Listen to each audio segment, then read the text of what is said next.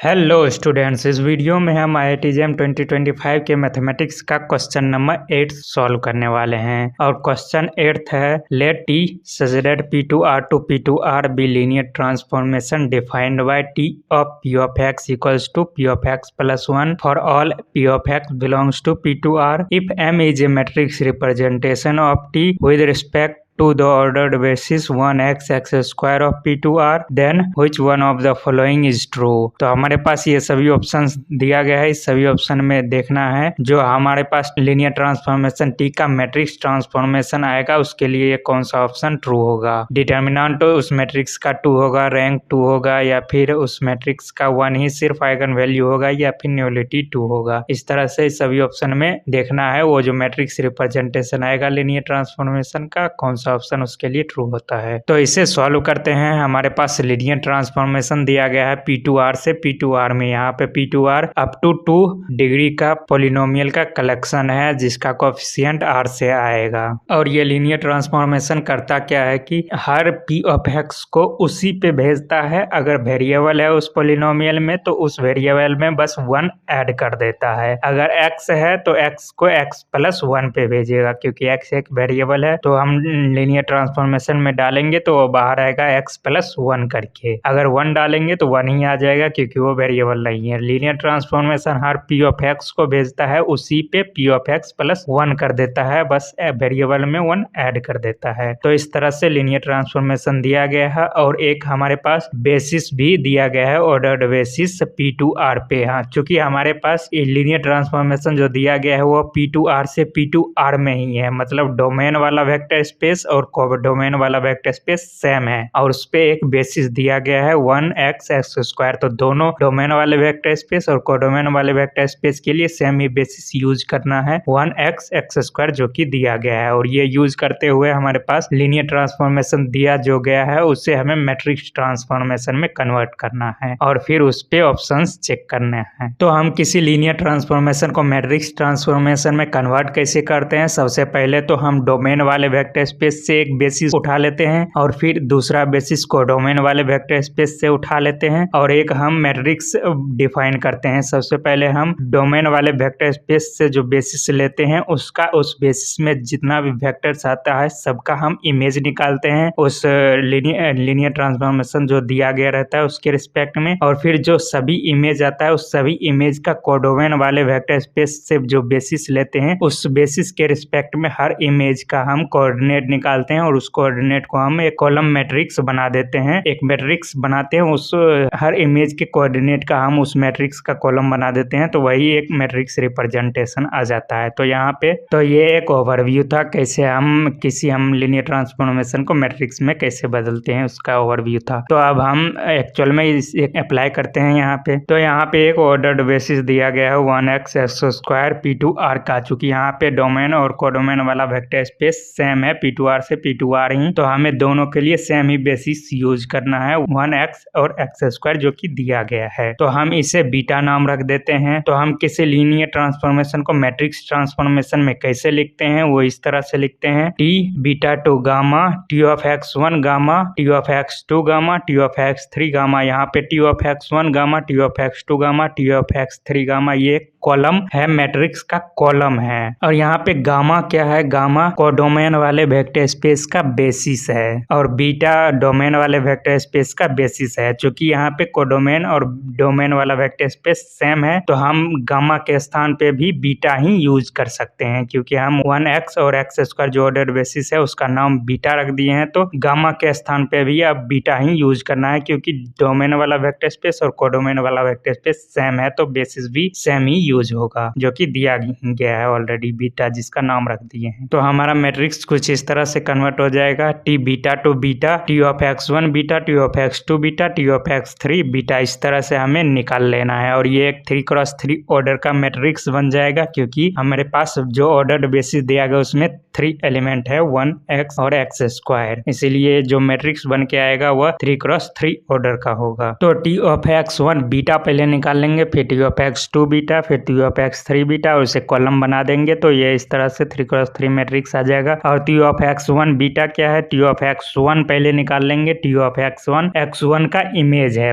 x1 क्या है, यहाँ पे x1 1 है और x2 x है और x3 x स्क्वायर है। उस बेसिस का ऑर्डर्ड बेसिस जो दिया गया उसका एंट्री है। First entry x1, second entry x जो है वह x2 है और थर्ड एंट्री x स्क्वायर जो है वह x3 है। तो हमें सबसे पहले 1 का इमेज निकालना है, टी ऑफ x1 आ जाएगा वो, और फिर उसका हमें 1 का जो इमेज आएगा उसका कोऑर्डिनेट निकालना है कोडोमेन वाले बेसिस के रिस्पेक्ट में। कोडोमेन वाला बेसिस भी सेम ही है 1x स्क्वायर ही, तो जो इमेज आएगा उसका फिर हमें कोऑर्डिनेट निकालना है बीटा बेसिस के ही रिस्पेक्ट में। तो इसे निकालते हैं। तो हमें सबसे पहले 1 जैसे कहा कि 1x1 है तो 1 का हमें इमेज निकाल लेंगे हम, तो टी ऑफ x1 कर लेंगे, ये आ जाएगा 1। अब इस 1 का इमेज 1 ही आएगा क्योंकि T transformation her p of x को p ऑफ x प्लस 1 पे भेजता है, हर p ऑफ x को उसी पे भेजता है। यदि वेरिएबल यूज हो रहा हो तो उसमें बस 1 ऐड कर देता है। पर यहाँ पे हम 1 का इमेज निकाल रहे हैं तो 1 वेरिएबल नहीं है, कांस्टेंट है, तो 1 को 1 पे ही भेज देगा। तो हमारे पास टी ऑफ x1 1 आ चुका है, मतलब 1 का इमेज 1 ही है। तो अब इस 1 का हमें कोऑर्डिनेट निकालना है सेकेंड वेक्टर स्पेस, जो कोडोमेन वाला वेक्टर स्पेस है उसके बेसिस के रिस्पेक्ट में हमें 1 का कोऑर्डिनेट निकालना है। तो उसका भी बेसिस सेम ही है, बीटा ही, तो बीटा के ही रिस्पेक्ट में अब 1 का हम कोऑर्डिनेट निकालेंगे। तो 1 बीटा के रिस्पेक्ट में कोऑर्डिनेट निकालेंगे तो 1 बीटा में जो एलिमेंट है उसके लीनियर कॉम्बिनेशन में आ रहा होगा इस तरह से, alpha 1 into 1 equals to alpha 1 into 1 plus alpha 2 into x plus alpha 3 into x square. इस तरह से हम किसी बेसिस का लीनियर कॉम्बिनेशन लेके कोऑर्डिनेट निकालते हैं। तो अब 1 इक्वल्स टू है alpha 1 into 1 plus alpha 2 into x plus alpha 3 into x square. तो अब हम 1 को इस तरह से भी लिख सकते हैं, 1 plus 0 into x plus 0 into x square equals to दिया गया है वो alpha 1 into 1 plus alpha 2 into x plus alpha 3 into x square के इक्वल है ये। तो अब यहाँ से हम कंपेयर करेंगे, लेफ्ट साइड इक्वल्स टू के लेफ्ट साइड और राइट साइड, और अल्फा 1 अल्फा 2 अल्फा 3 निकाल लेंगे क्या आएगा। तो यहाँ से अल्फा 1 आ जाएगा 1, अल्फा 2 इक्वल्स टू 0 आ जाएगा और अल्फा 3 इक्वल्स टू भी 0 आ जाएगा। तो सबसे पहले हमारे पास जो एलिमेंट दिया रहेगा x1 उसका पहले इमेज निकाल लेंगे टी ऑफ x1। तो यहाँ पे हम x1 1 था तो 1 का हम इमेज निकाल लिए जो कि अगेन 1 ही आया है। अब 1 का हम सेकेंड कोडोमेन वाला जो वेक्टर स्पेस है उसके बेसिस के लीनियर कॉम्बिनेशन में लिख लेंगे। तो सेकेंड वाला वेक्टर स्पेस का भी बेसिस 1x स्क्वायर ही था, तो यहाँ पे 1 को हम उसी बीटा के लीनियर कॉम्बिनेशन में ही लिख लिए। तो alpha 1 into 1 plus alpha 2 into x plus alpha 3 into x square कर लिए इस तरह से, और फिर 1 इक्वल है alpha 1 into 1 plus alpha 2 into x plus alpha 3 into x square के। तो 1 को भी अब हम इस तरह से लिख सकते हैं, 1 plus 0 into x plus 0 into x square equals to कर दिए alpha 1 into 1 plus alpha 2 into x plus alpha 3 into x square का। अब यहाँ से हम कंपेयर करके दोनों को अल्फा 1 अल्फा 2 अल्फा 3 निकाल सकते हैं। तो इस तरह से निकाल लिया। तो इस तरह से हम किसी इमेज का कोऑर्डिनेट निकालते हैं किसी बेसिस के रिस्पेक्ट में। या अदर बेसिस यूज हो रहा होता तो वहाँ पे उस तरह से हम उस अदर बेसिस के लीनियर कॉम्बिनेशन में उस इमेज को लेकर के वहाँ से हम कंपेयर करके निकाल सकते थे। तो यहाँ पे इस तरह से हमने कोऑर्डिनेट निकाल लिए 1 का। यहाँ पे इमेज 1 का कोऑर्डिनेट आ गया है 1 0 0, अल्फा 1 अल्फा 2 अल्फा 3 है। तो इस तरह से हम उसका कोऑर्डिनेट लिख सकते हैं। Coordinate of t of 1 equals to 1 आ जाएगा रिलेटिव टू बीटा बेसिस 1 0 0। तो हम यहाँ तक टी ऑफ x1 बीटा निकाल लिए। टी ऑफ x1 बीटा क्या था, x1 तो 1 था, तो यहाँ पे टी ऑफ 1 बीटा निकाल लिए। टी ऑफ 1 बीटा क्या आ गया 1 0 0, एक कॉलम मैट्रिक्स इस तरह से आ गया है। तो ये फर्स्ट एलिमेंट 1 जो था उसके इमेज का कोऑर्डिनेट आ गया है। अब हमें सेकेंड एलिमेंट जो बेसिस का x है उसका अब कोऑर्डिनेट निकालना है। तो अब मैं यहाँ पे एक चीज बताना चाहता हूँ कि यदि हम डोमेन वाला तो कोई भी बेसिस यूज करें इससे कोई फर्क नहीं पड़ता। यदि हम कोडोमेन वाले वेक्टर स्पेस का स्टैंडर्ड बेसिस यूज करते हैं तो हमें जो इमेज आता है इमेज को ही अगर उस स्टैंडर्ड बेसिस के रूप में लिख दे तो उसी का उस स्टैंडर्ड बेसिस के जो भी कोएफिशिएंट में आएगा वही उस इमेज का कोऑर्डिनेट होता है। यहाँ पे जो 1x x स्क्वायर जो ऑर्डर्ड बेसिस दिया गया है ये P2R का स्टैंडर्ड बेसिस भी है। अगर स्टैंडर्ड बेसिस है तो जो इमेज आएगा इमेज को ही हम उस बेसिस के फॉर्म में लिख लेंगे। तो वहां से उस बेसिस के जो कोएफिशिएंट में आएगा वही उस इमेज का कोऑर्डिनेट हो जाएगा। जैसे कि 1 का कोऑर्डिनेट कोऑर्डिनेट तो निकाल चुके हैं लॉन्ग मेथड से। अब हम x का कोऑर्डिनेट निकालना है। तो x का कोऑर्डिनेट निकालना है तो हमें सबसे पहले उसका इमेज निकाल लेंगे। तो x एक वेरिएबल है, उसका इमेज कैसे निकलता है, t her p of x को p ऑफ x प्लस 1 पे भेजता है, मतलब हर p ऑफ x को उसी पे भेजता है। अगर वेरिएबल यूज हो रहा हो तो बस उसमें 1 ऐड कर देता है। तो यहाँ पे x एक वेरिएबल है तो t ऑफ x आ जाएगा x plus 1,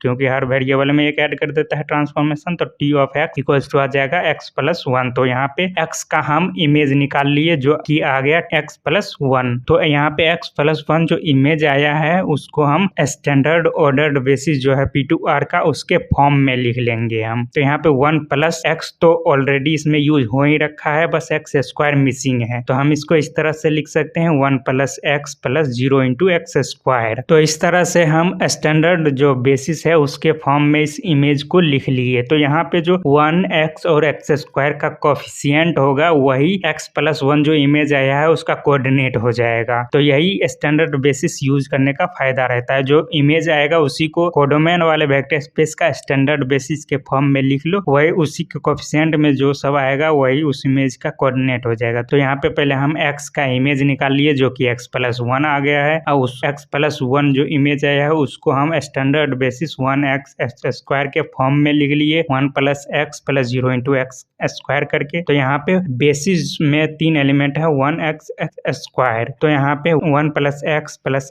0 into x square है, उसके कोफिशिएंट में देख लेंगे हम क्या आ रहा है। 1 का कोफिशिएंट में 1 ही आ रहा है और x का कोफिशिएंट में भी 1 ही आ रहा है और एक्स स्क्वायर के कोफिशिएंट में 0 आ रहा है। तो 1 1 0 x प्लस 1 जो इमेज आया है उसका कोऑर्डिनेट हो जाएगा। इस तरह से सीधा इमेज निकालो, वहां से डायरेक्ट कोऑर्डिनेट पता कर सकते हो यदि हम कोडोमेन वाले वेक्टर स्पेस का स्टैंडर्ड बेसिस यूज कर रहे हैं। तो यहाँ पे हम t ऑफ x2 भी निकाल चुके हैं। x2 इस केस में x था तो t of x2 beta equals to आ गया t ऑफ x बीटा, और वो आ गया है 1 1 0, एक कॉलम मैट्रिक्स आ गया है 1 1 0। तो हम इस तरह से x का इमेज निकाल के उसका भी कोऑर्डिनेट निकाल लिए। अब हमें एक्स स्क्वायर का इमेज निकालना है और उसका भी फिर से कोऑर्डिनेट निकालना है बीटा के रिस्पेक्ट में। तो अब हम एक्स स्क्वायर का इमेज निकाल लेंगे। टी ऑफ एक्स स्क्वायर आ जाएगा इक्वल्स टू एक्स प्लस 1 का होल स्क्वायर। यहाँ पे अब एक्स स्क्वायर निकाल रहे हैं इमेज, तो ट्रांसफॉर्मेशन करता है हर पी ऑफ एक्स को पी ऑफ एक्स प्लस 1 पे भेजता है। तो यहाँ पे टी ऑफ एक्स स्क्वायर आ जाएगा एक्स प्लस 1 का होल स्क्वायर, क्योंकि यहाँ पे वेरिएबल x यूज हो रहा है तो x में 1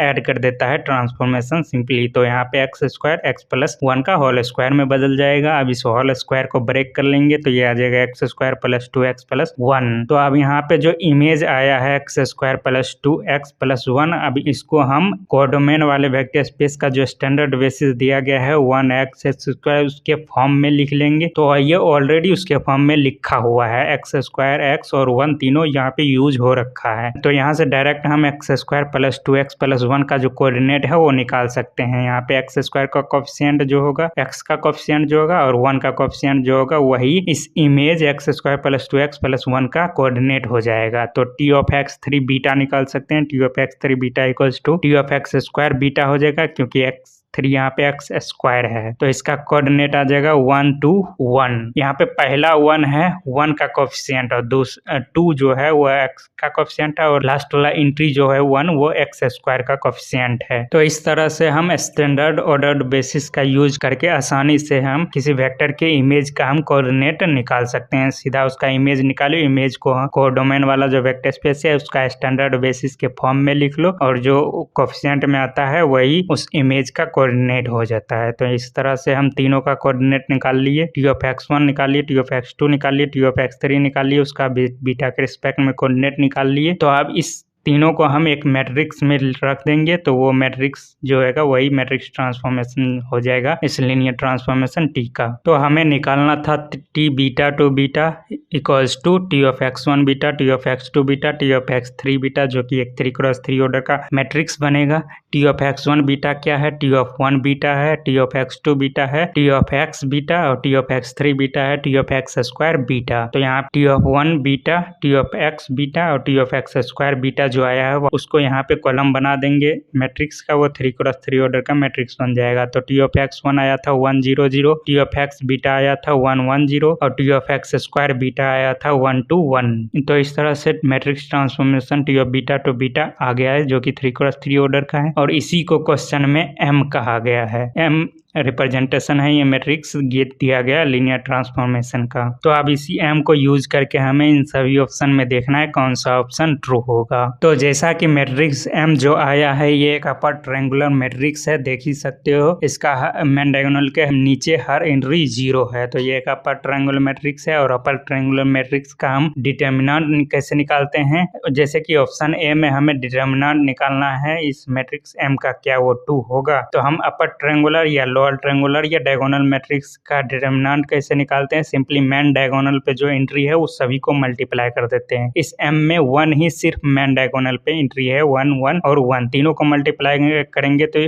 इस एम का डिटर्मिनेंट 1 आएगा ना कि 2। तो ऑप्शन ए गलत है। अब इस मैट्रिक्स का हमें रैंक देखना है, क्या इस मैट्रिक्स का रैंक 2 है। इस मैट्रिक्स एम का रैंक 2 नहीं 3 है, जैसा कि देख ही सकते हो यहाँ पे रैंक 2 नहीं 3 क्यों है, क्योंकि हर रो या हर कॉलम एक दूसरे से इंडिपेंडेंट है। तो यहाँ पे इस मैट्रिक्स एम का रैंक 3 है, 2 नहीं। तो ऑप्शन बी भी गलत हो जाएगा, rank of matrix is 2 is not correct. तो ऑप्शन बी भी गलत है। अब ऑप्शन सी देखना है, 1 is the only eigen value of M. तो क्या 1 ही सिर्फ इसका आइगन वैल्यू है, तो मैट्रिक्स एम का आइगन वैल्यू कैसे निकालेंगे हम, किसी डायगोनल मैट्रिक्स या अपर ट्रायंगुलर या लोअर ट्रायंगुलर मैट्रिक्स का आइगन वैल्यू कैसे निकालते हैं। मेन डायगोनल पे जो एंट्री होता है वही उस मैट्रिक्स अपर ट्रायंगुलर या लोअर ट्रायंगुलर या डायगोनल मैट्रिक्स का आइगन वैल्यू हो जाता है। यहाँ पे मेन डायगोनल पे जो एंट्री है वो सिर्फ 1 ही है, 1 1 1। तो इस मैट्रिक्स एम का जो आइगन वैल्यू होगा सिर्फ 1 ही होगा। तो 1 is the only eigen value of M, ये ट्रू है। तो ऑप्शन ट्रू हो जाएगा। इस तरह से आइगन वैल्यू हम चेक कर लिए, ऑप्शन सी सही है।